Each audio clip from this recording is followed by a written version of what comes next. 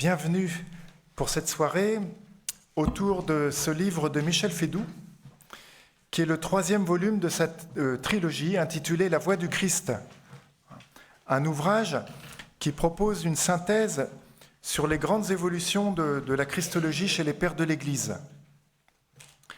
Ce 3e volume est consacré spécifiquement aux débats christologiques qui ont eu lieu dans l'Occident latin entre le IVe et le 7e siècle.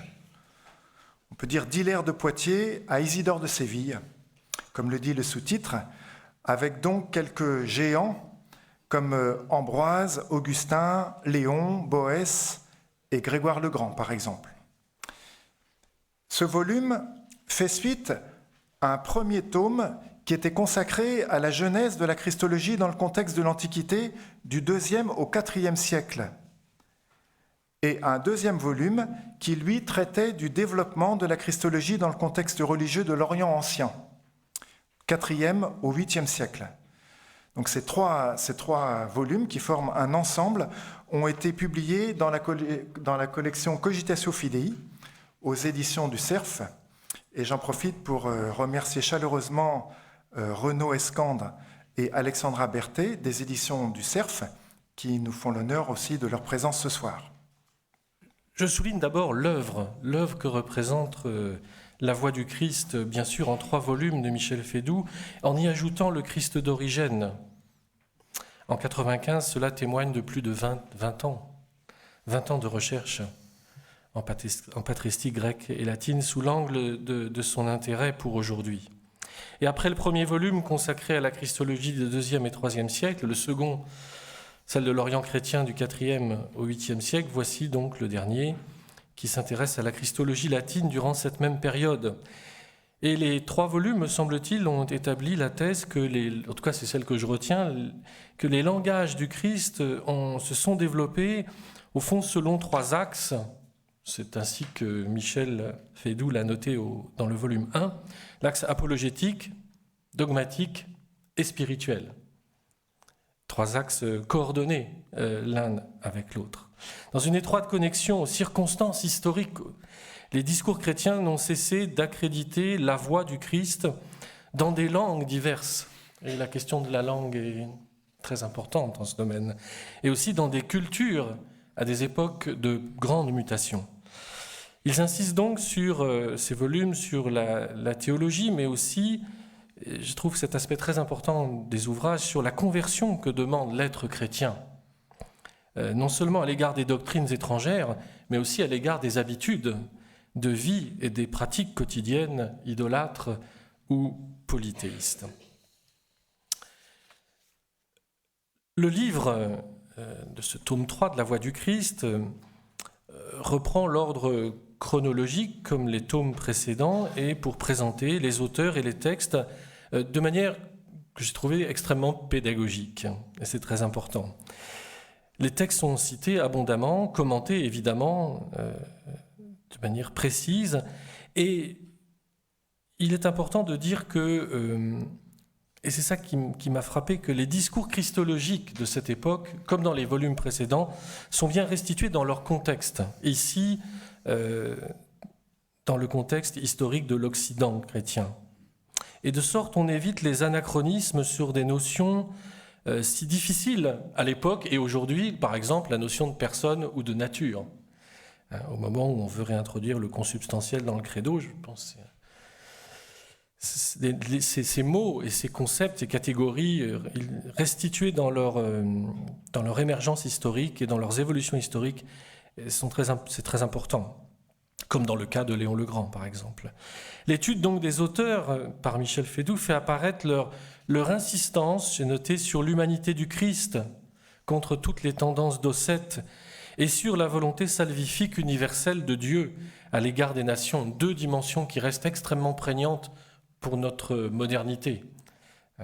Les tendances docètes ne sont pas seulement les maladies infantiles du christianisme, elles sont malheureusement encore des tendances très actuelles. Et la question de la volonté salvifique universelle de Dieu à l'égard des nations et de l'humanité, de toute l'humanité, reste une question prégnante pour aujourd'hui.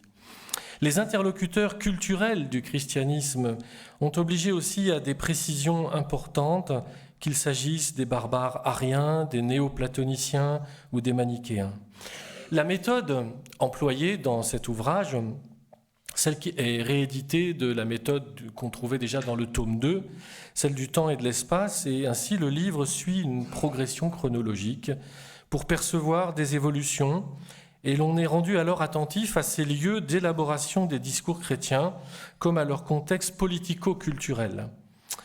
De sorte qu'une synthèse christologique ne peut pas se faire, et c'est la force d'un tel livre, au détriment des particularités auxquelles il faut s'arrêter, dans lesquelles on ne perçoit pas toujours les métamorphoses de l'apologétique.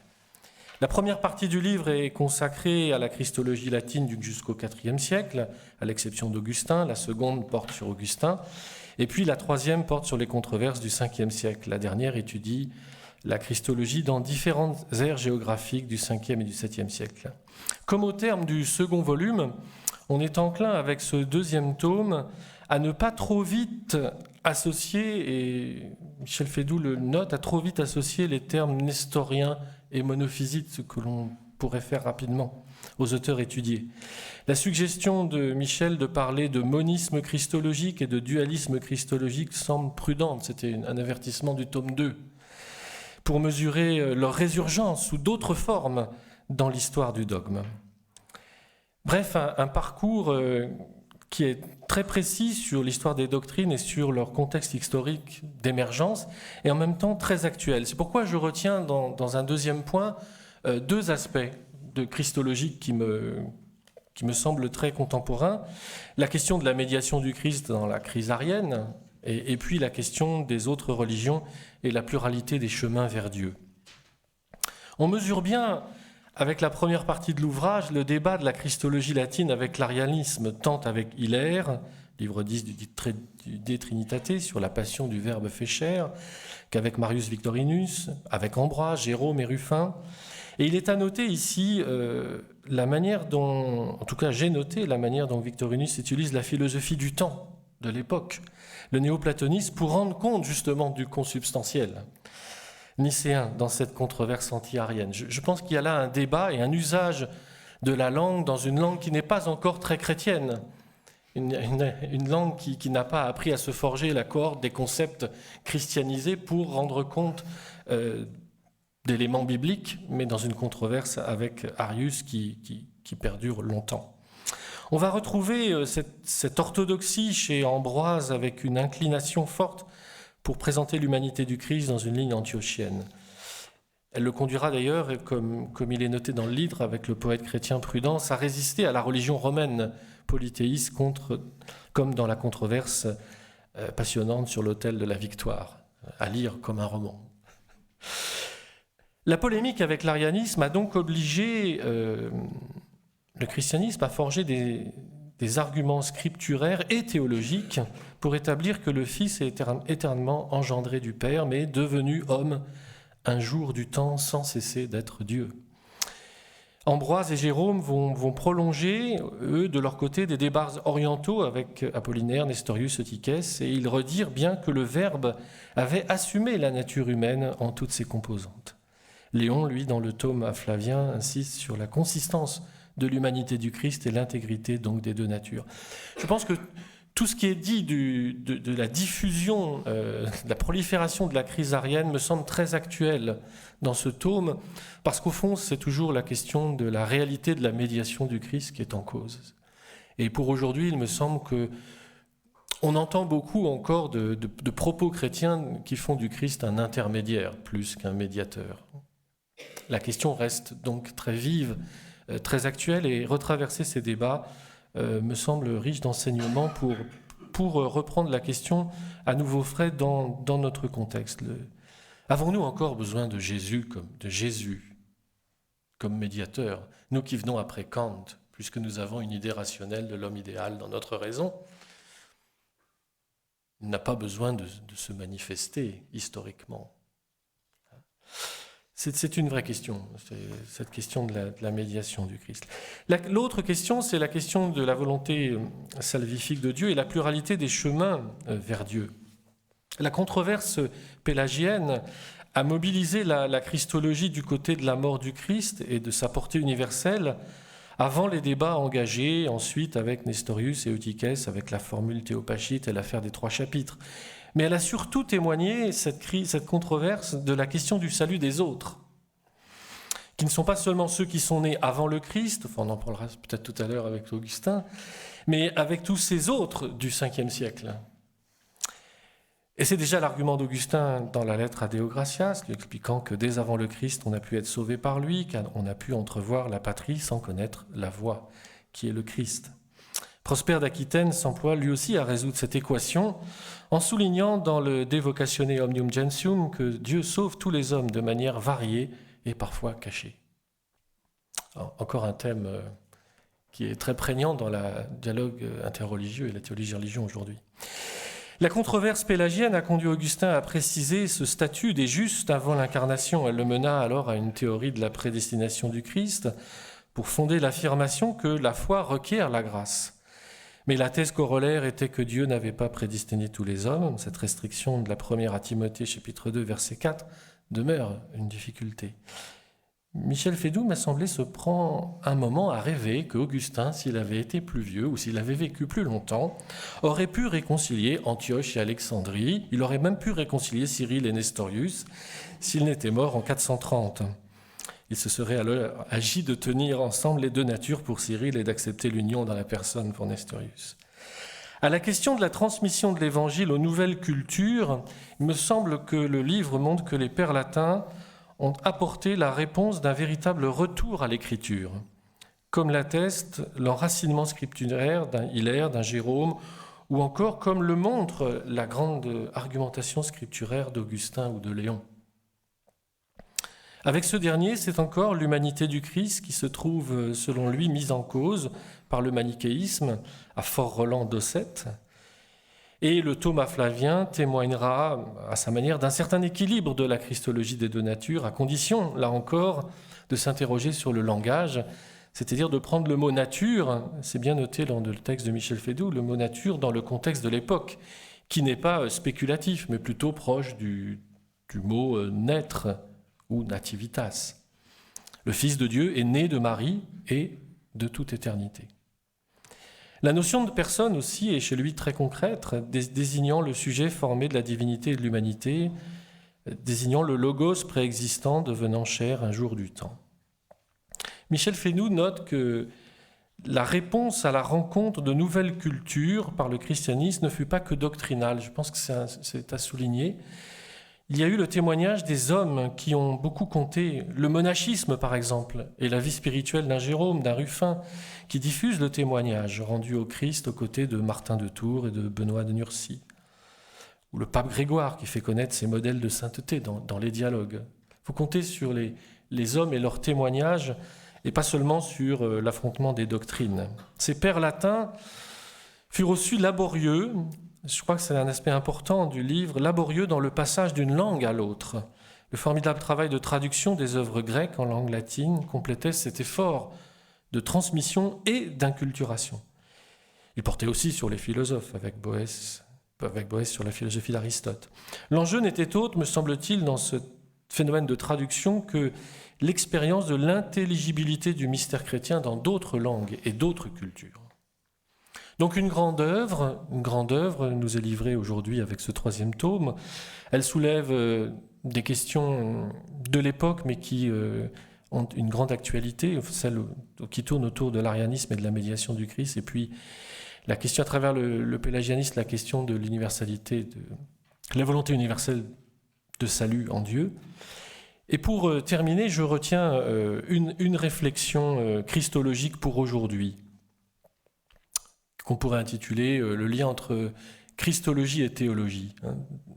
Toute cette élaboration christologique à travers les tomes, les 4 tomes de Michel Fédoux montre qu'on n'a jamais pu, à cette époque, penser la christologie indépendamment de la théologie. Or, aujourd'hui, il y a peut-être une scission qui mériterait d'être surmontée. La grande érudition de ces ouvrages, permet de saisir dans les écrits particuliers des pères occidentaux une espèce d'oscillation qui affecte toujours le discours christologique à travers les âges. Je dirais une oscillation entre le fonctionnel sotériologique, ce que le Christ a fait pour nous, et puis son identité humano-divine, sa dimension ontologique. En mettant en cause la consubstantialité du Christ avec Dieu ou en réduisant à l'inverse son humanité, c'est bien le rôle médiateur de la vie et de la personne du Christ qui se trouve méconnu, alors que les Écritures l'attestent amplement. Ce qui impressionne dans ce livre, en tout cas ce qui m'impressionne, il y a tellement de choses qui m'impressionnent, mais c'est l'acharnement avec lequel les discours chrétiens s'entremêlent avec les rationalités d'une époque pour dire la révélation qu'ils trouvent dans les Écritures. Le défi a été, et est toujours, de savoir si dire que Dieu est le salut de l'homme est possible sans que l'homme en soit aliéné, mais au contraire magnifié. Et cela semble d'être d'autant plus clair que celui par qui ce salut arrive, Jésus-Christ, est selon les Écritures à la fois homme et Dieu. Mais il est un autre défi qui est de montrer que cette humanité de Jésus, thème très récurrent dans ce tome, que cette humanité de Jésus, en qui et par qui arrive le salut, n'en est pas moins celle de l'unique personne du Verbe. Toujours un défi à relever. Comme l'a rappelé le cardinal Lehmann dans une publication christologique à propos du concile de Nicée, le concile de Nicée a témoigné, par son rejet du système arien, que la confession au fond de l'Église à propos du Christ a résisté spirituellement à une altération par la pensée grecque. En luttant contre des solutions, et on voit bien que ça a été une lutte doctrinale et aussi linguistique, et puis politique, en luttant contre des solutions simplificatrices, le Concile ne reste pas seulement loyal à la tradition apostolique, mais il développe une conceptualisation originale de la foi.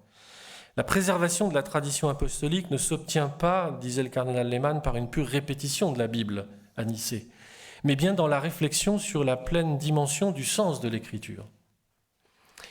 Il ne faudra donc pas isoler le terme homoousios des autres énoncés de la confession de foi de Nicée et de l'affrontement dans la controverse arienne, et encore moins le comprendre uniquement en fonction de la terminologie ciblée spécifique de la réponse à donner à Arius.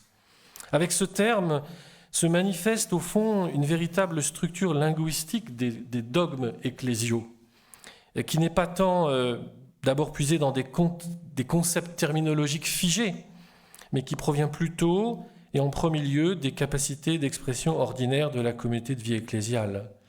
Le père Sesboué disait à propos de Nicée qu'au fond c'était une enfin je ne sais pas s'il le disait, c'est moi le lisant qui ai compris ça.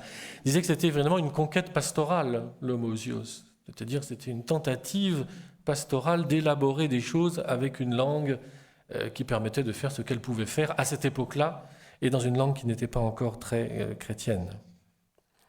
Ainsi, l'homoousios a-t-il, dans une certaine mesure, en dehors de toute sa portée dogmatique et spirituelle, le caractère d'une convention de langage pratique, une langue officielle au fond, ce qui peut aussi en expliquer la réception ecclésiale au cours d'un processus séculaire. La formulation dogmatique bien comprise n'est donc pas en concurrence avec la formulation de l'Écriture, quoi qu'en pense Arius.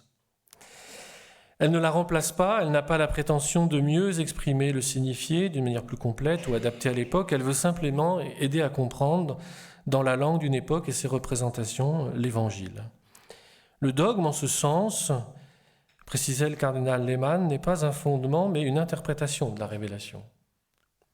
Il reste dans l'ombre du kérigme, certes, il cherche à le protéger, évidemment, et à le sauver des empiétements inconsidérés de la pensée humaine. Il reste pourtant indispensable dans cette fonction et donc insurpassable aussi dans les décisions particulières de l'Église. Ainsi, le témoignage biblique au Christ, grâce à la terminologie grecque, se maintiendra-t-il intact. C'est uniquement si le Fils est consubstantiel au Père et de même nature que lui que le monde est introduit vraiment dans la vie de Dieu. Sinon, Dieu resterait dans sa bienheureuse solitude et loin du monde. Donc Nicée a fondé une interprétation christique de la relation de Dieu au monde. Je voudrais terminer en insistant sur cet aspect et en relisant ce qui est dit dans ce tome et que je viens d'évoquer sur les formules dogmatiques à ce que disait Karl Rahner dans sa contribution au volume Chalcedon Gedankband à propos de la compréhension de la formule chalcédonienne de 451. Il écrivait qu'en soi, ces décisions dogmatiques qui marquaient d'une certaine manière la fin d'une controverse, c'est vrai, sont en même temps un point de départ et un début pour des réflexions théologiques nouvelles, une relance. Dans un contexte différent, il est vrai aussi, Heinrich Lehr formule les choses de la même manière. Le dogme, je le cite, ne signifie pourtant pas la fin de la délibération, mais la montée des recherches, des réflexions, des vérifications, et encore des réflexions de fond sur l'événement mémorable, indéniable et inaltérable. Fin de citation. De la lecture de ces volumes de Michel Fédoux, je pense que nous sommes aidés à comprendre comment les pères ont balisé les étapes par lesquelles la christologie s'est constituée autour de la personnalité révélatrice de Jésus. En guise de conclusion, qui est une ouverture, je m'arrêterai là, il me semble qu'il y a, à la lecture de ces ouvrages, un défi pour aujourd'hui, non seulement celui de la médiation du Christ et la volonté universelle de salut de Dieu, mais il y a aussi la nécessité pour repenser aujourd'hui ce qu'ont fait les pères, le lien entre théologie et christologie. Alors que le discours christologique a pu, dans les siècles ultérieurs, après le 7e siècle, à avoir une tendance à séparer théologie et christologie. Il faudrait sans doute aujourd'hui retrouver davantage le lien entre la théologie et la christologie, et sous l'aspect peut-être précis d'une théologie de la grâce. Comment le Christ est-il capable aujourd'hui de communiquer la grâce divine? Donc une théologie de l'Esprit Saint. Seule une théologie de la grâce permet de tenir toutes les promesses d'une christologie qui manifeste la grâce du Christ. Et c'est sans doute un théologien comme Hans-Urs von Balthasar qui a probablement réussi à forger le concept adéquat qui permet de rendre audible l'analogia entis concrète dans une note discrète de sa théologie de l'histoire de 1950. Il y pose les fondements d'une analogie entre l'unicité du Christ et notre humanité multiple. Et je le cite, il dit « Si l'un d'entre nous est ontologiquement un avec le Verbe de Dieu et avec l'action rédemptrice de Dieu, il est par là même, en tant qu'il est cet unique, élevé au rang de norme de notre nature comme de notre histoire concrète. » Fin de citation. Ainsi, il me semble que l'historicité interne de la grâce du Christ ne résulte pas seulement de ce que le Christ nous manifeste le Père dans son existence temporelle et devient dans son humanité une expression ou le sacrement vivant de la vie trinitaire. Cette forme de christologie seulement expressive est insuffisante, me semble-t-il, si elle ne débouche pas sur une christologie pneumatique que l'apôtre Paul fait coïncider, lui, avec le don de l'adoption filiale, comme en Romains 8 ou en Galates 4. Autrement dit, les ambitions de la christologie aujourd'hui ne peuvent s'accommoder d'une justification métaphysique ou ontologique donnée dans le fait de l'union hypostatique.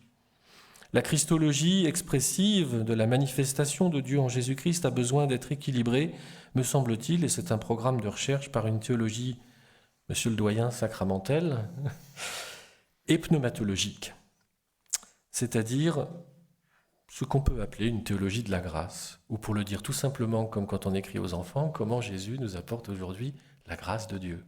Je vous remercie. Mon intention, j'essaierai de ne pas faire double emploi avec ce qui a été dit, mais bon, je vais me situer sur un plan moins christologique et moins spécifiquement théologique. Mon intention est d'abord d'inscrire l'ouvrage dans le travail de recherche de Michel, parce qu'il me semble qu'il vient couronner tout un parcours. Et donc, c'est peut-être l'occasion de le montrer. Avant, bien sûr, de présenter l'ouvrage et d'en montrer l'intérêt. La recherche de Michel se développe au carrefour de plusieurs intérêts majeurs. La patristique, avec bien sûr un intérêt tout particulier pour Origène, et avec un souci qui l'habite toujours, en voir les intérêts pour la théologie contemporaine. Deuxième champ de recherche, le rapport aux autres religions, en particulier le judaïsme, et bien sûr pour l'Antiquité, le rapport aux religions païennes. Et bien évidemment, la théologie dogmatique, très spécifiquement la christologie, mais aussi la théologie trinitaire. Présenter ces différents champs de recherche, c'est en fait donner une clé aussi pour entrer dans l'ouvrage, c'est ce que je voudrais montrer brièvement. Les premiers travaux de recherche de Michel ont porté sur Origène, et je crois qu'il s'agit là vraiment de la matrice de ces travaux à venir, en tout cas de bien des travaux à venir. Le premier, Christianisme et religion païenne dans le Contre-Celse d'Origène, dit l'intérêt porté d'emblée au dialogue entre christianisme et religion païenne. Le second, auquel il a déjà été fait allusion, La sagesse et le monde, le Christ d'Origène, eh bien, est déjà centré sur le Christ à travers le thème de la sagesse chez Origène.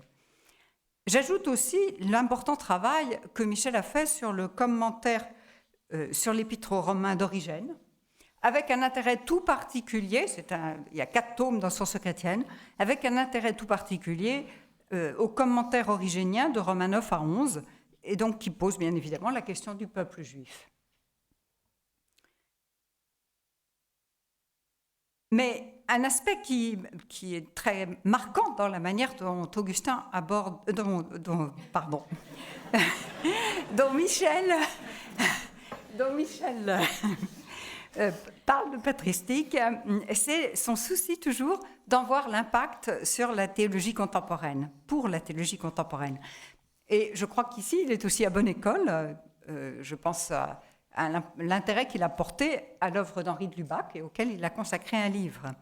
Mais je pense aussi au livre publié en 2013, Les Pères de l'Église et la théologie chrétienne, où Michel exprime 2 convictions fortes qui, à mon avis, sont au principe de ce livre. On ne peut se contenter d'une étude philologique, littéraire, historique des Pères de l'Église, mais il faut à tout prix aller jusqu'à une intelligence de la foi. Et d'autre part, le théologien ne peut faire l'économie de la référence aux Pères de l'Église.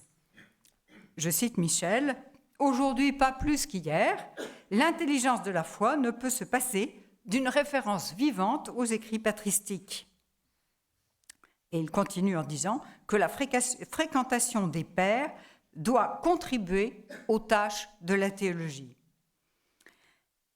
Et je vous invite notamment à lire dans cette perspective le chapitre 13 de cet ouvrage, Patristique et théologie des religions, qui en fait annonce déjà très expressément, ou plutôt reprend les 3 axes qui ont été évoqués tout à l'heure, sur la manière d'explorer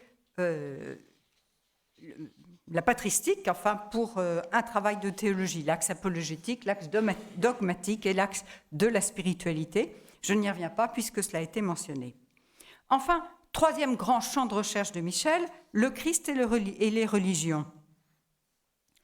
Et je pense notamment, je vais simplement les nommer, aux 3 ouvrages suivants, Les religions selon la foi chrétienne, Les regards asiatiques sur le Christ, l'Église catholique et les autres croyants, mais aussi le collectif, le Fils unique et ses frères, unicité du Christ et pluralisme religieux, avec bien évidemment une contribution de Michel.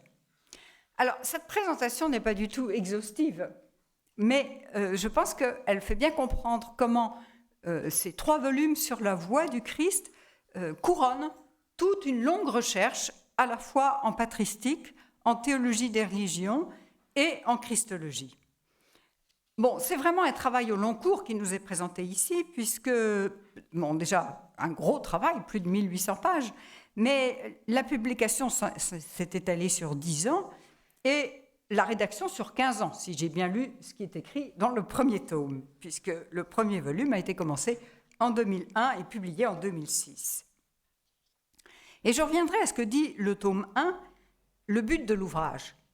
Rendre attentif à la genèse et au développement des théologies du Christ dans le contexte des traditions culturelles et religieuses du monde ancien. Évidemment, cette insistance sur le contexte des traditions culturelles et religieuses du monde ancien est très important pour Michel et permet, à mon avis, de mieux saisir aussi, même s'il s'agit du monde ancien, les enjeux contemporains d'un tel travail de théologie contextuelle.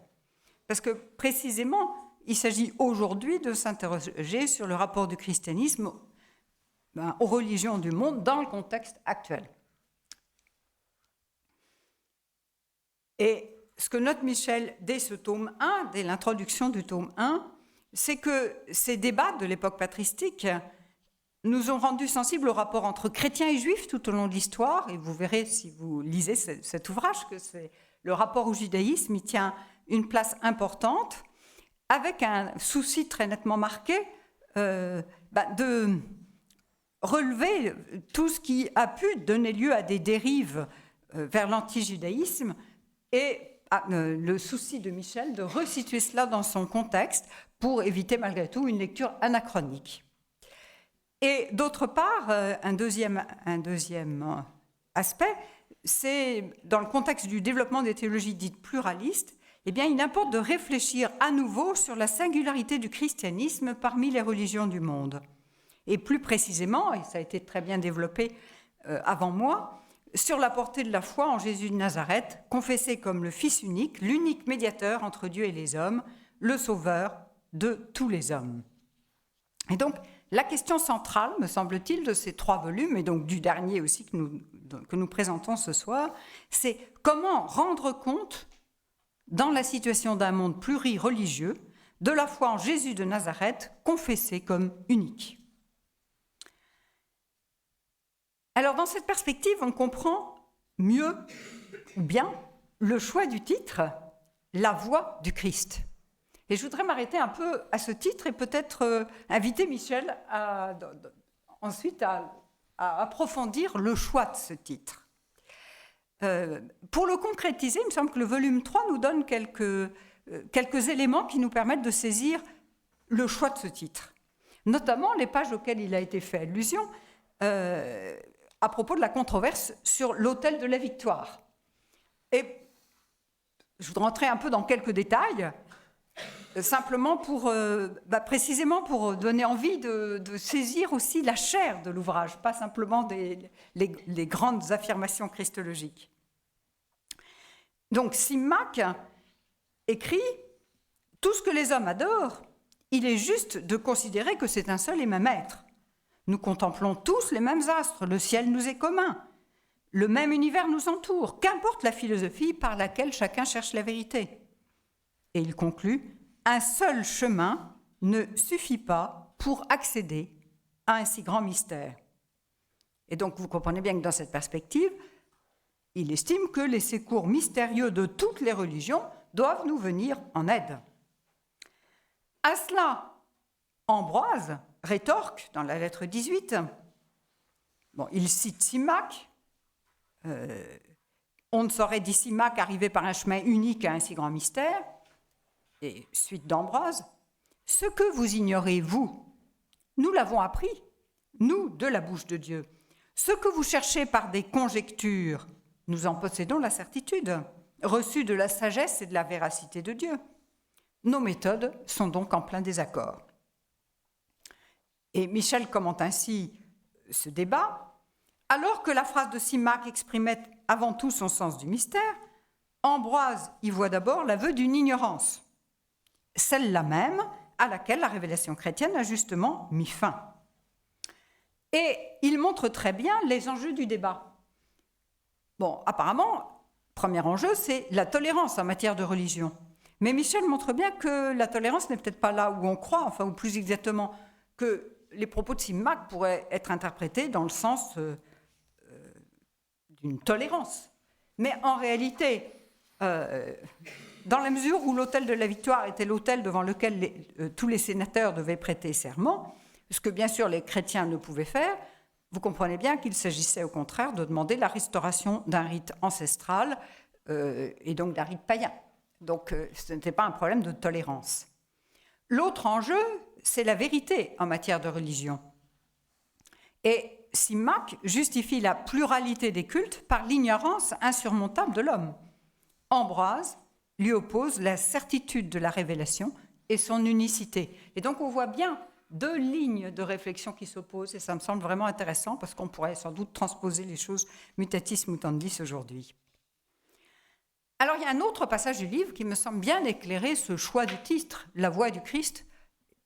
C'est les longues pages que Michel consacre à juste titre à la Cité de Dieu, notamment au livre 10 de la Cité de Dieu, cet admirable texte d'Augustin, où Augustin explique comment le Christ est la voie universelle du salut que toute l'histoire a prophétisé, enfin toute l'histoire biblique a prophétisé.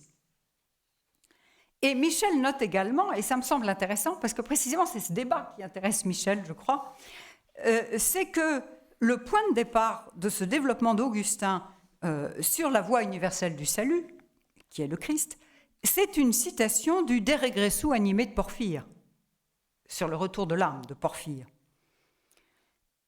Et ce texte, évidemment, montre que le thème de la voie était un thème important pour les païens. Et pour Porphyre, évidemment, ce n'est pas tout à fait la même chose que pour Augustin, et c'est évidemment intéressant à souligner, puisque ce que cherche Porphyre, en toutes lettres, c'est la voie universelle de la libération de l'âme.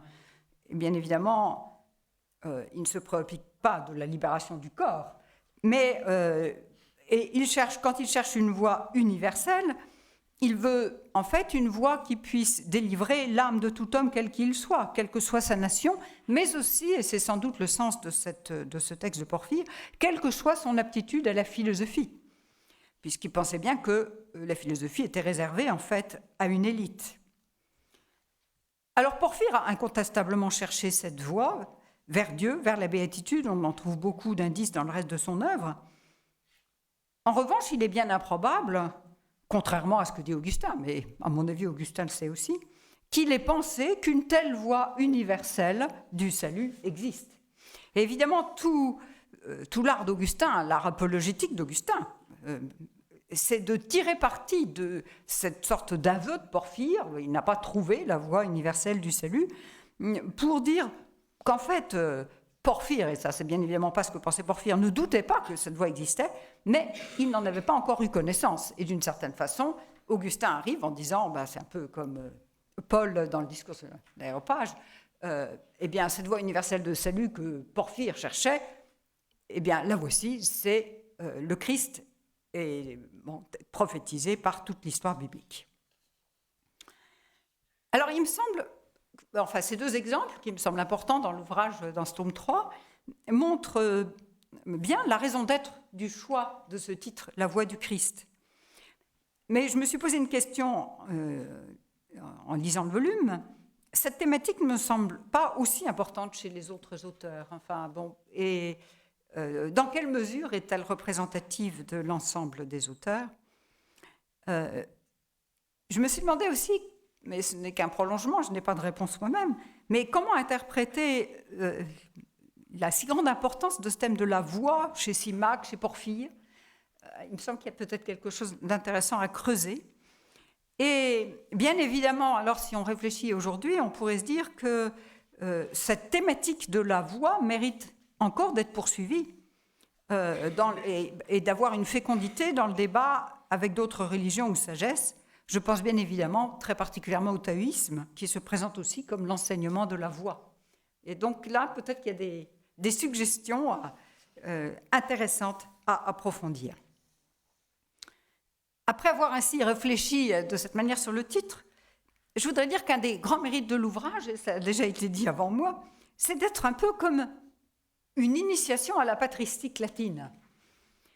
Bien évidemment, sous un biais particulier, qui est la christologie, les développements christologiques, dans leur rapport au contexte religieux de l'Antiquité tardive. Alors, je m'explique un peu. Pourquoi une sorte d'initiation à la patristique latine ? Eh bien, dans la mesure où Michel a le souci de présenter de façon claire et méthodique chacun des auteurs qu'il présente, en le resituant dans son contexte historique et culturel de façon précise.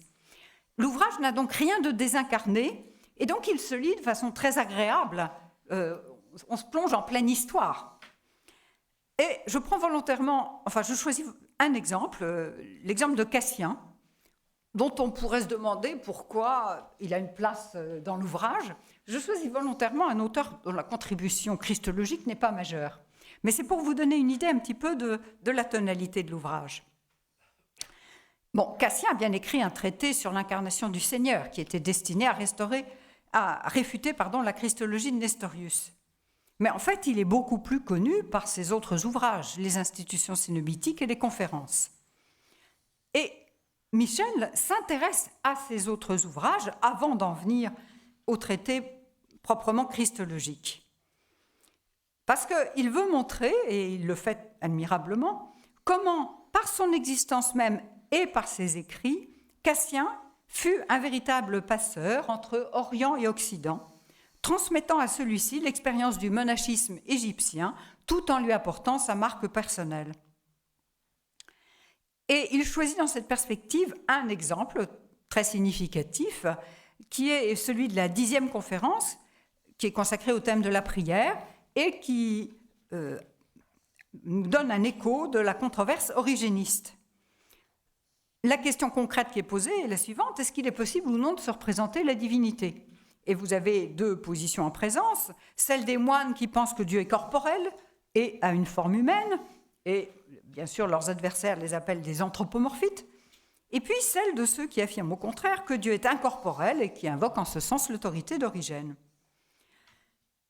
Et Michel prend le temps d'expliquer cette controverse et de montrer en particulier comment cette dernière thèse qu'on attribue ici à Origène, en fait, telle qu'elle est développée et telle qu'elle est discutable, est en fait la thèse d'Evagre, dans ses Kephalaia Gnostica. Et il montre bien comment Cassien opère un discernement. Alors, je ne vais pas entrer dans tous les détails de cette controverse, je vous laisse lire l'ouvrage, mais évidemment, on pourrait se demander quel rapport y a-t-il entre la présentation de cette controverse et puis la christologie. Eh bien, d'une certaine façon, on pourrait penser que les anthropomorphites pouvaient s'autoriser de la doctrine relative à l'incarnation. Mais en réalité, seule l'humanité de Jésus peut être représentée, non sa divinité. Et ici, Michel va expliquer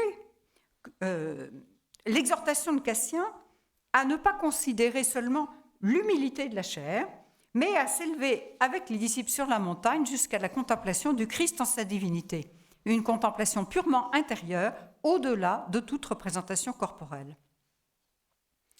Alors, cet exemple que j'ai un peu simplifié vous montre comment Michel a le souci de dégager les enjeux christologiques d'une controverse qui ne paraît pas immédiatement liée à la christologie. Cela vous montre aussi sa manière de mettre en évidence le contexte historique, social, culturel, ce qui est évidemment très précieux pour un lecteur qui ne connaît pas bien la période ou l'auteur. Et c'est en ce sens que l'ouvrage me paraît une excellente initiation à la patristique. Et l'ouvrage a bien sûr toutes les qualités qu'on attend d'une telle initiation. La clarté, le souci pédagogique, je dirais que la démarche de Michel est toujours limpide. Même les points les plus délicats et les plus difficiles sont exposés avec une extrême clarté. Je pense par exemple à la présentation de la doctrine de Marius Victorinus, qui est loin d'être la chose la plus simple qui soit. J'ai admiré aussi le choix de citations proposées par Michel. On pourrait presque parler d'anthologie par la beauté de ces citations. Et je vous invite, je pense que je n'ai pas vraiment le temps de les lire, mais j'en avais fait un petit exprès, une petite sélection, mais de citations relatives au Christ, extraites des sermons de Léon, des textes que l'on ne connaît pas nécessairement, sermons pour l'Épiphanie, sermons pour Noël, etc. Troisième qualité, pour moi très importante de l'ouvrage, c'est le souci de donner des repères pour un discernement nuancé. Et je voudrais ici relever 2 points. D'abord, ce que Michel dit du rapport à des positions que l'on est tenté de qualifier d'hérétiques. Et je vais choisir la présentation que Michel fait du traité de Facundus Dermian pour la défense des 3 chapitres. Et donc je l'expose un petit peu, mais c'est une manière aussi de vous faire entrer dans la chair du livre. Le but de Facundus est de montrer à Justinien qu'une contradiction des 3 chapitres est contradictoire avec sa volonté de respecter Chalcédoine. Et Facundus feint de considérer Justinien non comme un adversaire, mais comme un juge impartial. Or, dans le livre 12, Facundus cherche à déterminer ce qui autorise ou non à qualifier une doctrine comme hérétique.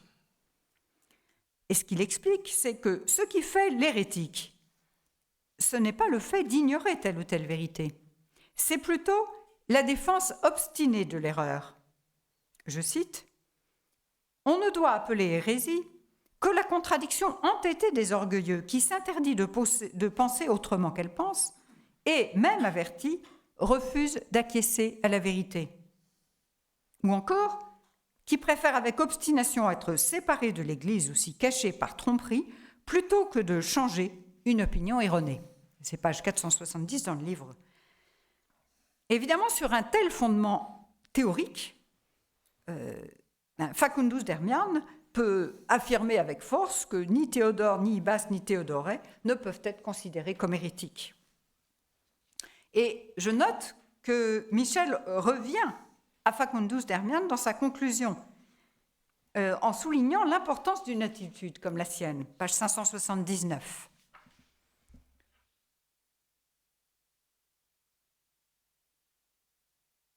J'évoque enfin le discernement proposé par Michel à propos des positions des pères qui peuvent nourrir l'antijudaïsme. Michel donc montre bien qu'il faut éviter l'anachronisme, tout en regrettant les dérives dramatiques occasionnées par telle ou telle doctrine, et notamment la doctrine du peuple juif comme nation témoin. Et voilà ce que Michel en dit, c'est page 581. Cette doctrine qui, en un sens, reconnaissait un statut à ce peuple, les Juifs rendant eux-mêmes témoignage du fait qu'ils conservaient les Écritures anciennes dans diverses régions de la terre, mais dont on se servirait ultérieurement pour légitimer l'infériorité des Juifs, voire même pour justifier des mesures d'expulsion à leur égard. Et là, vous avez une mise en garde de Michel. La théologie chrétienne doit être aujourd'hui consciente de ces dérives dramatiques. Il lui faut, en conséquence, refuser toute forme d'antijudaïsme qui, d'une manière ou d'une autre, reviendrait à cautionner de telles dérives. Mais elle ne peut pour autant renoncer à lire les Écritures du Premier Testament à la lumière du Christ qui les a portées à leur accomplissement. Et c'est sur ce dernier point que l'exégèse de Jérôme, d'Augustin ou de bien d'autres pères continue d'apporter une contribution essentielle à la christologie.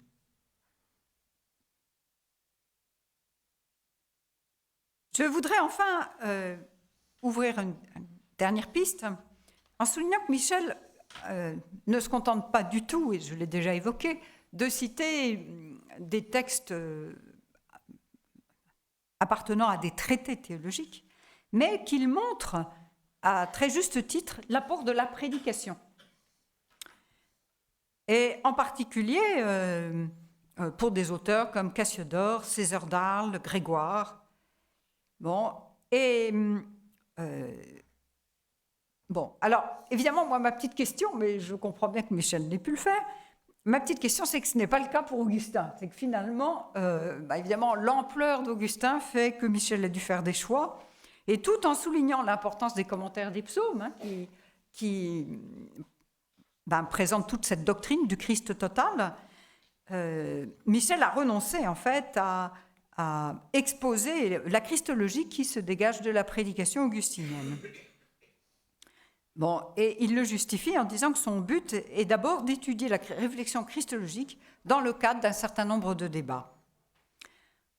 Alors je voudrais simplement, parce qu'il me semble que ça pourrait peut-être élargir parfois la perspective, souligner l'intérêt qu'il pourrait y avoir à utiliser certains sermons d'Augustin, et je pense très particulièrement à des sermons qui sont peut-être encore assez peu connus, faute de traduction française dans un volume unique.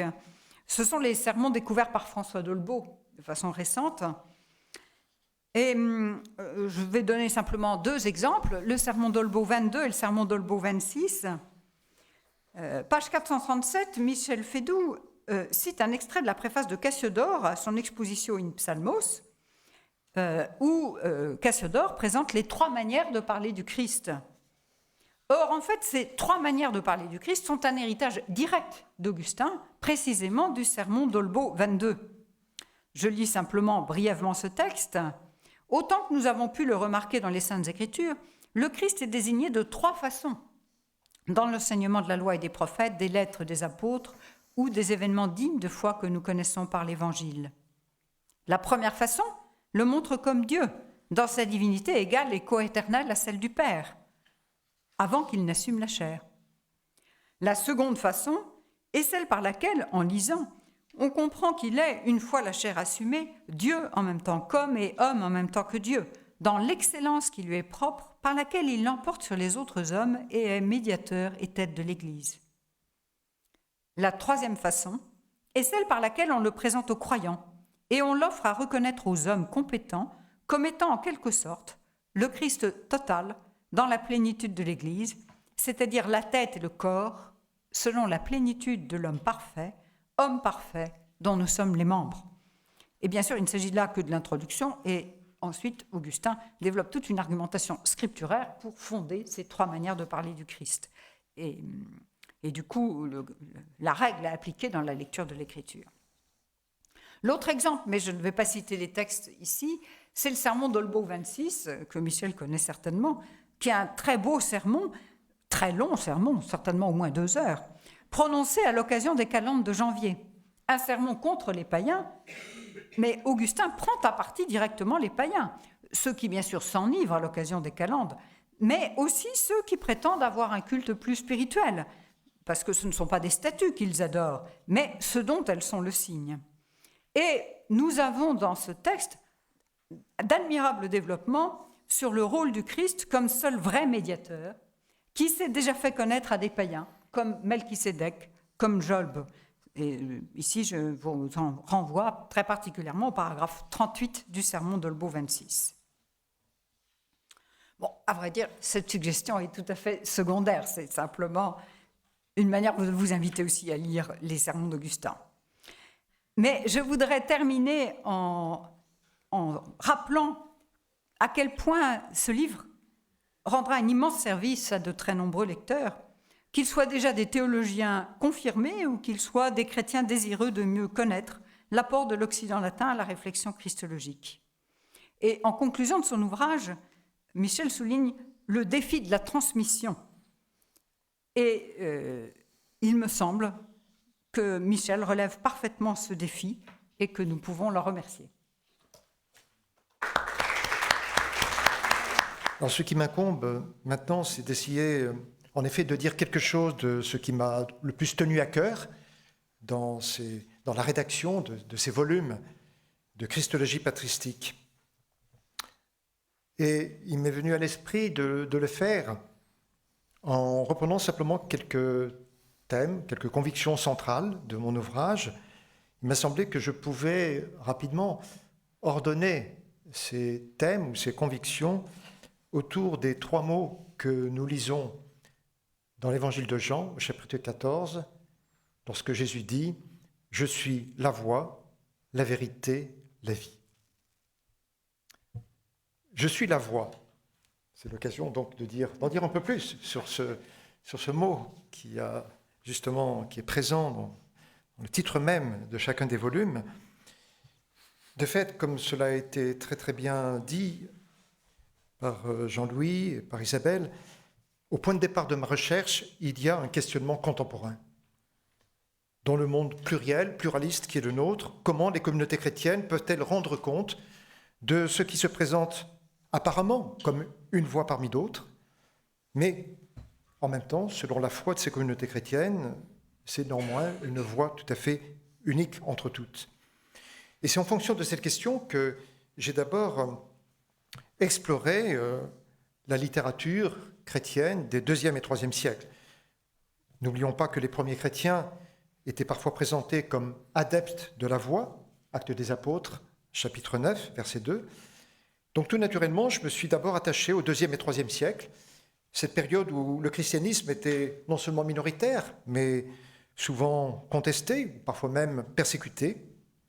Une période où les apologistes devaient précisément tenter de dire ce qui, dans le monde de leur temps, et malgré la forte présence de pratiques, de croyances héritées de l'Antiquité, malgré la forte présence aussi de nouvelles formes de religiosité, eh bien les apologistes devaient essayer de dire ce qui faisait à leurs yeux l'importance unique de la voie révélée par Jésus.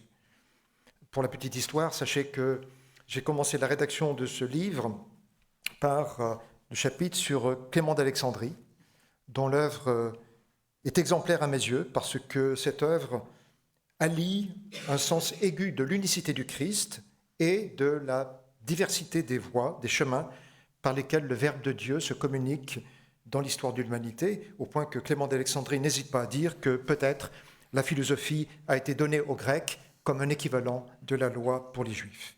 Mais de là, bien sûr, j'ai interrogé les autres écrits du IIe et du IIIe siècle, avec le souci de montrer que les pères de cette époque n'ont pas simplement défendu leur foi contre les objections de leurs contradicteurs, mais que leurs débats même avec les autres croyants ont été pour eux l'occasion de progresser dans leur intelligence du Christ. Et cette perspective est demeurée la mienne dans les 2 volumes suivants, consacrés au siècle suivant de l'époque patristique. Certes, le mot voix, le terme voix n'est pas forcément employé à chaque page. De fait, Augustin est l'un de ceux qui recourent le plus, d'autres ne l'utilisent pas ou l'utilisent peu. Certes aussi, ce qui a le plus souvent retenu l'attention des théologiens dans la christologie de ces 4e, 5e siècles, ce sont les controverses sur l'identité du Christ et les conciles auxquels ces controverses ont donné lieu, avant tout le concile de Chalcédoine. Mais ce que j'ai tenté de faire, quant à moi, ce n'est pas d'abord une nouvelle histoire du dogme christologique, mais j'ai voulu surtout montrer, là encore, comment les débats, les discussions des chrétiens avec d'autres leur ont permis, au IVe siècle et dans les siècles suivants, de préciser l'originalité de la voix du Christ dans les contextes culturels et religieux de leur temps.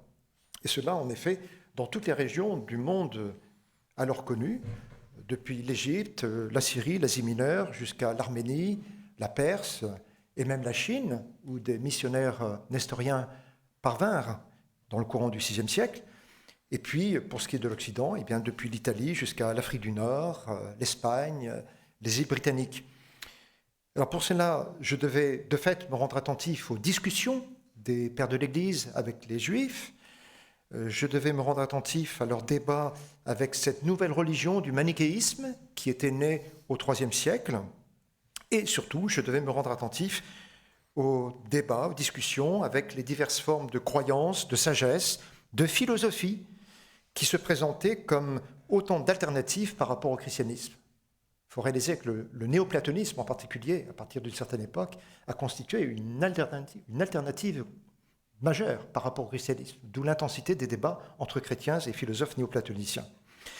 Alors c'est cette perspective, c'est cet axe central qui a en quelque sorte inspiré un certain nombre de mes choix. Par exemple, dans le volume sur l'Orient grec, pourquoi ai-je donné tant d'importance à Eusèbe de Césarée, à Théodoré de Cire? Ce ne sont pas les auteurs dont on parle le plus, généralement dans des ouvrages de christologie. Je l'ai fait parce que ce sont des auteurs qui ont justement eu à cœur de dire quelque chose de l'originalité, la singularité de la voix du Christ dans le contexte de l'histoire religieuse, culturelle de leur temps ou des siècles passés.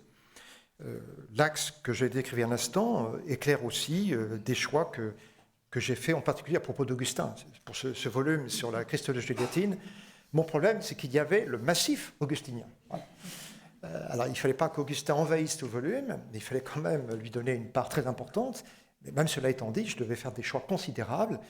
Et c'est très clair que d'autres textes auraient pu être convoqués, en particulier, en effet, parmi les sermons d'Augustin. Mais l'axe central de ma recherche, c'était essayer de dire comment les débats même d'Augustin, avec les Juifs, les Manichéens, les néoplatoniciens, etc., ont été pour lui des occasions majeures d'élaboration de sa propre christologie. Alors, naturellement, ces choix que j'ai faits ne m'ont pas empêché de traiter aussi des controverses internes au monde chrétien, les fameuses controverses avec Nestorius, avec Eutychès, etc. Mais là encore, j'ai voulu le faire sans perdre de vue ma question de fond. J'ai essayé de suggérer que ces débats, même s'ils furent historiquement en quelque sorte internes au monde chrétien, eh bien ce sont des débats qui ont des enjeux importants pour une réflexion christologique qui, aujourd'hui même, essaierait de penser l'union de Dieu et de l'homme en Jésus-Christ. Car je pense que c'est bien à de tels enjeux que nous renvoient certaines questions dans le contexte de notre époque. Pour ne donner qu'un exemple parmi d'autres, une théologie chrétienne en débat avec l'hindouisme ne peut pas simplement présenter Jésus comme une manifestation du divin parmi d'autres, ou un avatar parmi d'autres, mais une théologie chrétienne doit essayer de montrer ce qui fait, du point de vue chrétien, la singularité, l'unicité de la relation entre Dieu et l'homme en Jésus. Et je pense justement que la christologie patristique, jusque dans ses débats les plus intenses et les plus spéculatifs, est pleine de ressources pour nous aider à penser cela. Alors, ce que je viens de dire autour de la voix du Christ a déjà introduit en fait le deuxième point que j'annonçais. Jésus ne dit pas simplement « je suis la voix », mais « je suis la vérité ». Je suis la vérité. Et c'est vrai que mon ouvrage n'a pas seulement pour but de montrer comment les pères ont essayé de justifier le bien fondé de la voix du Christ dans le contexte de leur temps, mais j'ai essayé de montrer comment les pères ont eu à cœur de rendre compte de la vérité qu'ils reconnaissaient à l'enseignement du Christ, la vérité qu'ils reconnaissaient à son œuvre et plus que tout à sa personne même. Et ils ont souligné que cette vérité du Christ avait une portée pour tous, non point certes au sens où des hommes ignorant le Christ ne pourraient pas être bénéficiaires des dons de Dieu et de son salut, mais au sens où l'offre universelle de ce salut est elle-même liée à l'événement unique de l'incarnation et du mystère pascal. C'est une question absolument centrale qu'un certain nombre de pères de l'Église ont prise à bras-le-corps. Alors, que les pères de l'Église aient eu un tel souci de la vérité à propos du Christ, on en a bien sûr un témoignage évident à travers les grandes controverses christologiques qui ont marqué l'Orient à partir du 5e siècle. Mais il y aurait un risque important qui serait de laisser entendre que la christologie latine, elle, est beaucoup moins importante de ce point de vue. Soit que les latins n'aient guère fait que reprendre à leur compte les élaborations christologiques de l'Orient, soit que, à partir d'Augustin surtout, leur controverse sur la grâce les ait conduits en quelque sorte à reléguer à l'arrière-plan les questions touchant l'identité du Christ. Or, ça a été vraiment l'un des objectifs majeurs de mon travail dans ce 3e volume. J'ai tenté de montrer que cette impression doit être largement corrigée.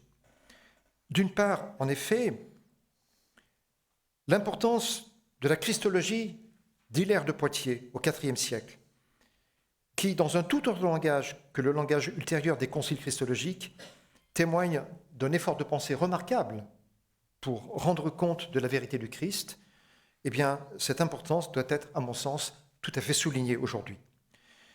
Autre fait que j'ai particulièrement souligné, l'invention théologique d'Augustin. Augustin qui, notamment dans sa lettre 137 à Volusianus, et par son intervention auprès du moine gaulois Leporius, Augustin anticipe dans une large mesure sur la formule chalcédonienne de l'union des deux natures dans l'unique personne du Christ. Et enfin, j'ai souligné l'apport décisif de l'évêque de Rome, Léon. On sait que Léon a indirectement contribué à la définition du concile de Chalcédoine, le fameux tome à Flavien, mais j'ai essayé de montrer que, avant même la controverse avec Eutychès, Léon avait su défendre la vérité du Verbe fait chair et les propriétés relevant de sa nature humaine, tout en affirmant que cette nature humaine ne devait être aucunement séparée de la nature divine du Christ, l'une et l'autre étant unies dans une seule et même personne. Et donc, la christologie latine a contribué beaucoup plus qu'on ne pourrait le croire à la réflexion sur la vérité du Christ.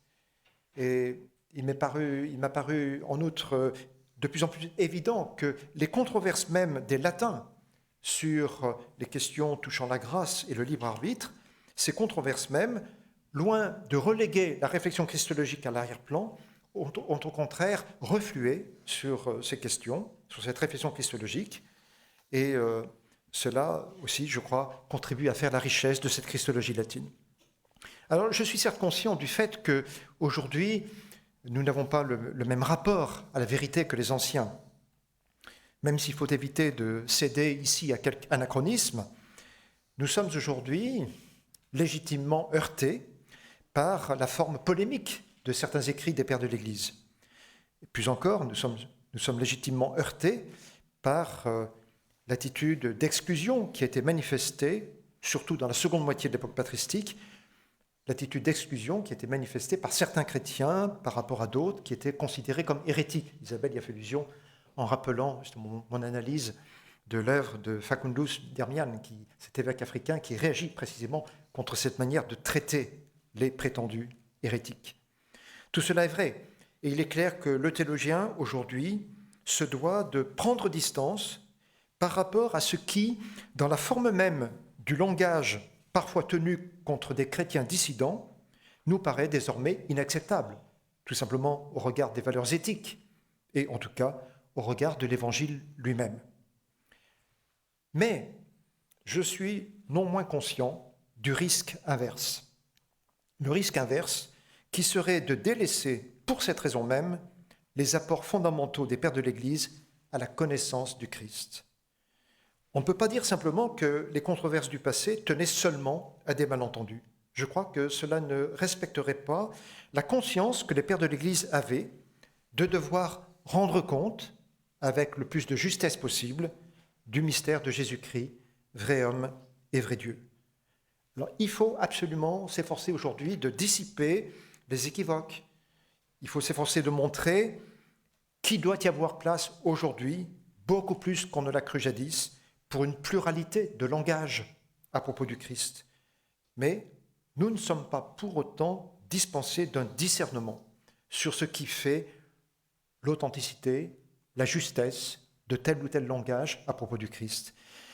Or, c'est bien de ce souci d'authenticité, de ce souci de justesse, que témoigne par exemple un Cyrille d'Alexandrie, lorsqu'il explique qu'on ne peut pas tenir simplement une conjonction extérieure entre Dieu et l'homme en Jésus-Christ.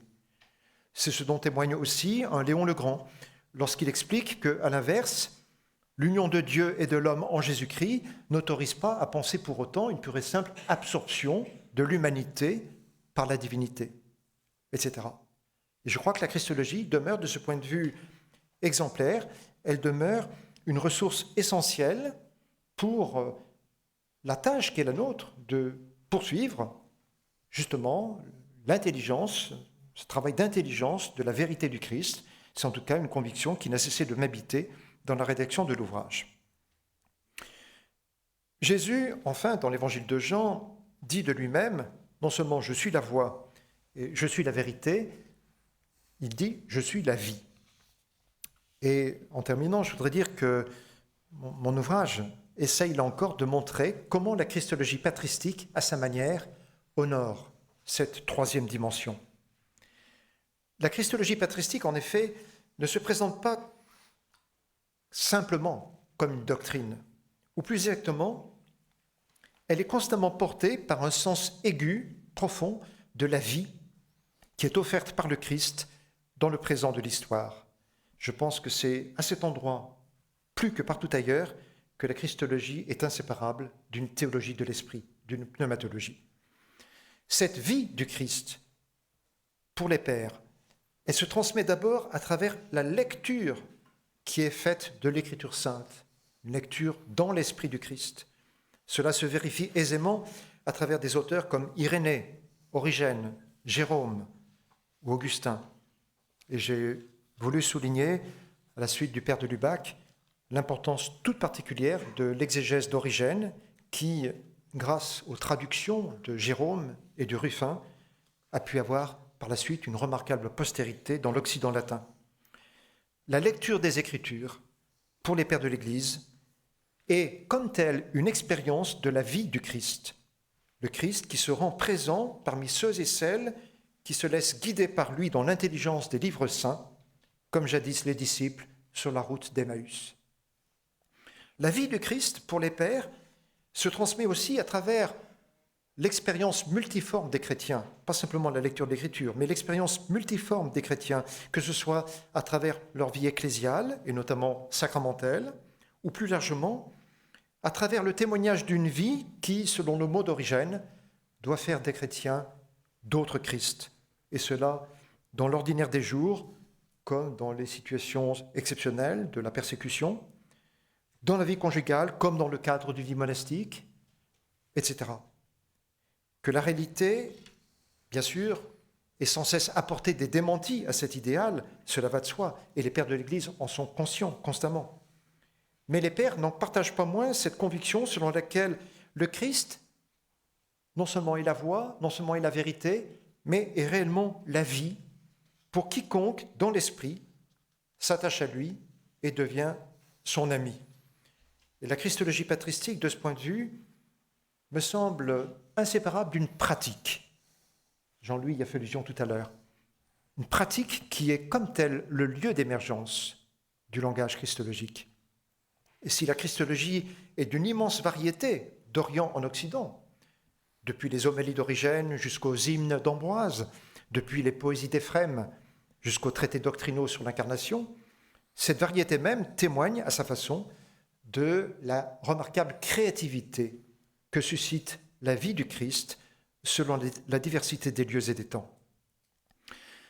Je voudrais ajouter que ces considérations que je viens de faire invitent, me semble-t-il, à prendre quelque peu distance par rapport à l'idée selon laquelle la christologie patristique aurait connu son apogée avec les chefs-d'œuvre des Cappadociens ou des grands auteurs du Ve siècle comme Augustin, Cyrille ou Léon le Grand. Bien sûr, cette appréciation a une grande part de vérité du point de vue doctrinal, mais elle risque par contre de ne pas rendre suffisamment justice à ce qui s'est passé dans les tout derniers siècles de l'époque patristique. J'ai voulu aller jusqu'au 7e, 8e siècle. On s'en rend compte à propos du Moyen-Orient et de l'Extrême-Orient, où la vie même, l'expérience même de communautés chrétiennes confrontées à d'autres religions a permis l'émergence de nouveaux langages pour parler du Christ. Et surtout, la destinée de la christologie latine, après la chute de l'Empire romain, me semble mériter aujourd'hui même la plus grande attention. En effet, alors que l'Occident fut marqué dans les derniers siècles de l'époque patristique par de très importantes migrations qui bouleversaient dans une large mesure l'héritage de la culture antique, la vie du Christ continua de se transmettre malgré ou à travers les mutations culturelles et religieuses de l'époque.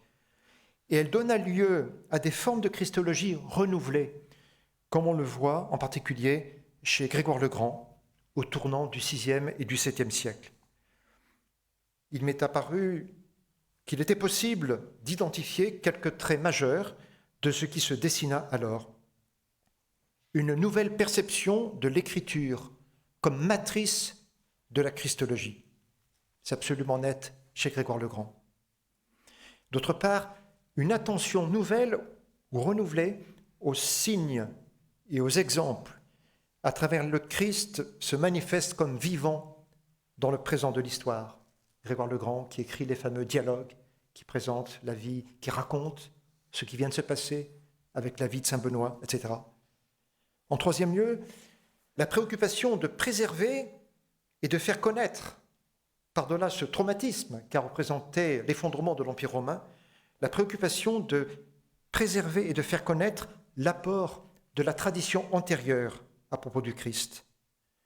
Enfin, le souci de ne pas transmettre cet héritage de la christologie des premiers siècles sans transmettre en même temps le meilleur de la culture antique, dans laquelle le christianisme avait en quelque sorte trouvé sa première forme d'inculturation. C'est ce qu'on voit en particulier dans l'Espagne du 7e siècle avec l'ouvrage Les étymologies d'Isidore de Séville.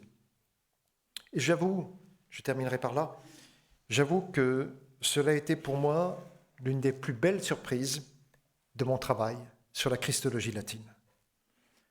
Alors que les 2e et 3e siècles nous font assister à la genèse de diverses christologies tout autour du bassin méditerranéen, alors que les 4e et 5e siècles nous mettent en présence de géants, Augustin et beaucoup d'autres, et nous mettent en présence de puissants efforts de réflexion sur l'identité du Christ, les derniers siècles de l'époque patristique, eux, nous rendent eux-mêmes témoins de nouveaux commencements.